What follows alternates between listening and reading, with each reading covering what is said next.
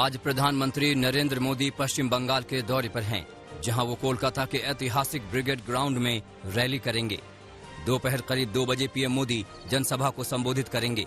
चुनाव की तारीखों के ऐलान के बाद ये पीएम मोदी की पहली रैली है, जिसे शक्ति प्रदर्शन के तौर पर देखा जा रहा है।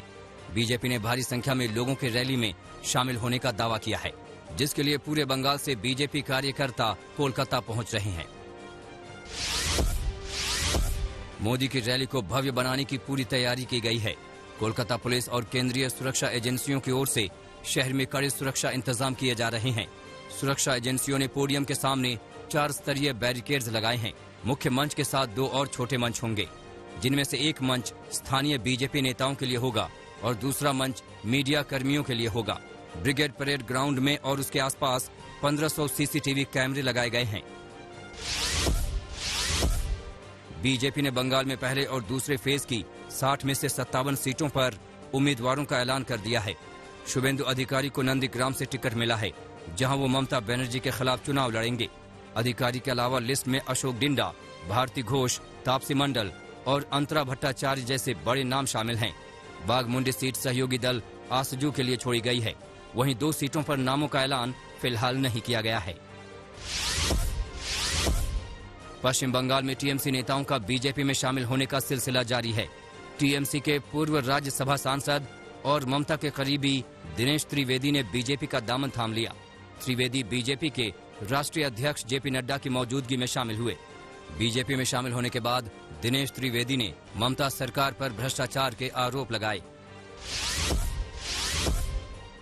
आज गृह मंत्री अमित शाह तमिलनाडु और केरल के दौरे पर हैं। शाह का कन्याकुमारी के सुचिंद्रम मंदिर में दर्शन पूजन का कार्यक्रम है।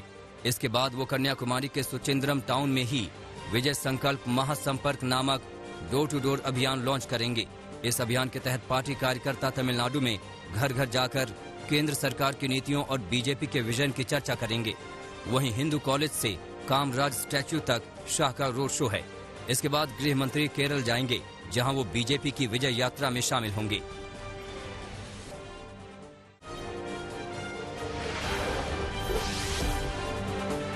महाराष्ट्र में कोरोना का संकट लगातार बढ़ता जा रहा है। राज्य में लगातार दूसरे दिन कोरोना संक्रमण के 10,000 से ज्यादा मामले सामने आए। बीते 24 घंटे में महाराष्ट्र में कोरोना के 10,187 केस मिले हैं, जबकि कोरोना के चलते 47 लोगों की मौत हुई। उधर मुंबई में कोरोना के 1,188 नए केस मिले हैं, जबकि 5 लोगों की मौत हो गई। दिल्ली में भी कोरोना के केस बढ़ रहे हैं। राजधानी में लगातार दूसरे दिन कोरोना के 300 से ज्यादा मामले सामने आए। दिल्ली में कोरोना के 321 केस मिले हैं, जो बीते 2 महीनों में सबसे ज्यादा हैं। वहीं कोरोना के चलते दिल्ली में एक शख्स की मौत भी हुई है। कोरोना के खतरे को देखते हुए कई सरकारों ने सख्ती भी शुरू कर दी है। राजस्थान सरकार ने गुजरात, पंजाब, हरियाणा, महाराष्ट्र और मध्य प्रदेश से आने वाले लोगों के लिए कोरोना रिपोर्ट अनिवार्य कर दी है। इन राज्यों से राजस्थान आने वाले लोगों को RT-PCR टेस्ट की रिपोर्ट लेकर आनी होगी। दिल्ली में अब अपना शिक्षा बोर्ड होगा। दिल्ली कैबिनेट की मंजूरी के बाद मुख्यमंत्री अरविंद केजरीवाल ने इसका ऐलान किया। इसी सत्र 2021-22 में कुछ स्कूलों में नए बोर्ड के तहत पढ़ाई होगी, जबकि 4 से 5 साल में सभी स्कूलों में नए बोर्ड से पढ़ाई शुरू की जाएगी। अभी दिल्ली में केवल CBSE और ICSE बोर्ड है, लेकिन अब अन्य राज्यों की तरह दिल्ली का भी अपना शिक्षा बोर्ड होगा। दिल्ली की सीमाओं पर किसानों के आंदोलन का आज 101वां दिन है। किसानों के आंदोलन के बीच केंद्रीय मंत्री संजीव बालिया ने कहा कि अगर कृषि कानूनों से एक भी किसान की जमीन गई तो वो राजनीति से संन्यास ले लेंगे। संजीव बालियान मुजफ्फरनगर में हिंद मजदूर किसान समिति की ओर से आयोजित कार्यक्रम में पहुंचे थे।